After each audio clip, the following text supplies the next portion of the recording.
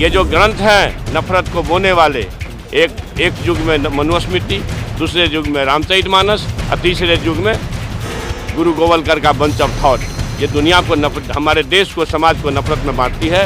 ये है बिहार के शिक्षा मंत्री चंद्रशेखर, जिनके एक बयान से भूचाल मच चुका है। ये कहते हैं कि रामचरितमानस समाज को बांटने वाला ग्रंथ है। बिहार के शिक्षा मंत्री का बयान वायरल है। रामचरितमानस को नफरत फैलाने वाला ग्रंथ बताया है। पटना के नालंदा में ओपन विश्वविद्यालय के दीक्षांत समारोह में बयान दिया। मनुस्मृति को जलाने का क्यों काम किए?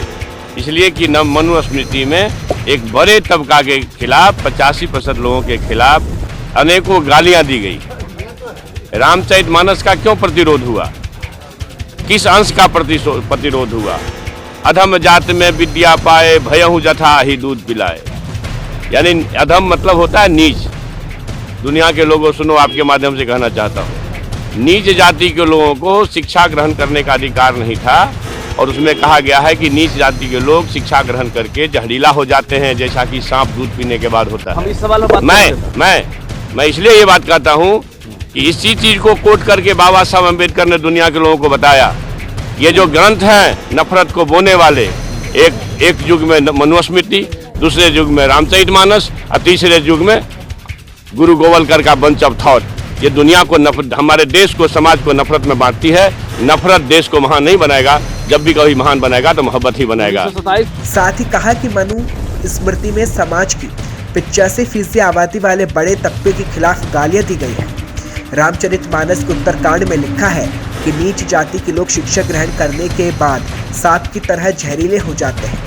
ये नफरत को बोने वाले ग्रंथ हैं। उन्होंने आगे कहा कि एक युग में मनुस्मृति, दूसरे युग में रामचरितमानस और तीसरे युग में गुरु गोवलकर का बंच ऑफ थॉट, ये सभी देश को, समाज को नफरत में बांटते हैं।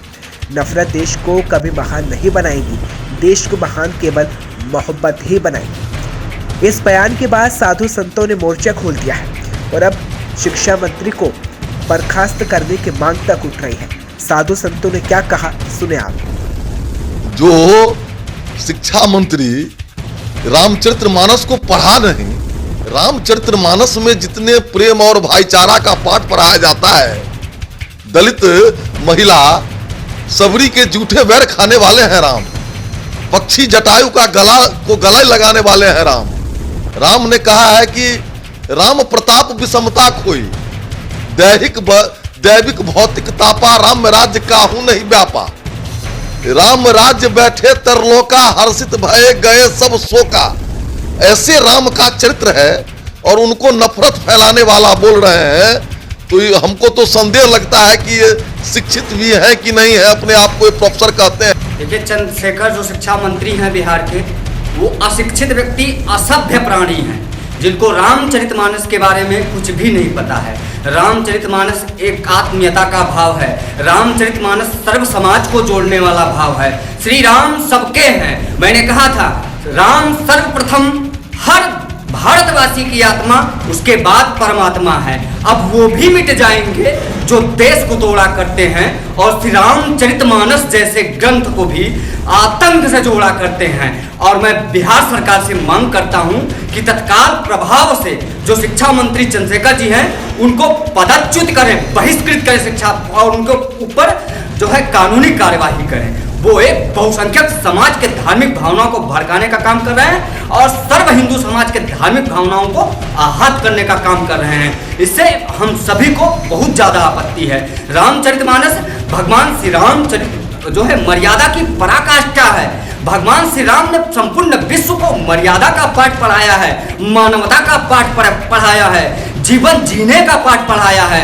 मैं फिर से वही बात दोहराना चाहता हूं कि बिहार का शिक्षा मंत्री अशिक्षित है, असभ्य व्यक्ति है, उसको कुछ भी नहीं पता है, अयोग्य व्यक्ति है। तत्काल प्रभाव से बिहार सरकार उसके ऊपर एक्शन ले और उसको पदच्युत करे। और मैं केंद्र सरकार से मांग करता हूं कि भारतीय मूलभूत सनातन संस्कृति के संरक्षण में सख्त से सख्त कानून बनाए, जिससे कोई असभ्य व्यक्ति इस पे कुठाराघात न कर सके। देखिए, ये चंद्रशेखर यादव जी और राष्ट्रीय जनता दल के नेता हैं। ये मानसिक स्थिति इनकी खराब हो गई। रामचरितमानस के ऊपर इस तरह का बयान देना यह अत्यंत ही दुर्भाग्यपूर्ण है।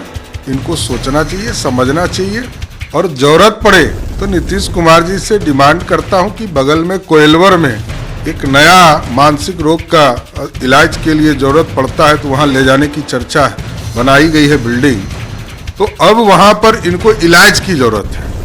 आप प्रभु श्री राम के खिलाफ इस तरह की भावना भड़काने वाला काम तो आप कर रहे हैं और राजद के लोगों ने यही किया है। पिछले 27 साल में 32 साल में बिहार में राजद ने सिर्फ जातियों में बांटा, लोगों को धर्मों में बांटा और आज ये नया नया ज्ञान दे रहे हैं तो नई पीढ़ी के लिए दुर्भाग्य।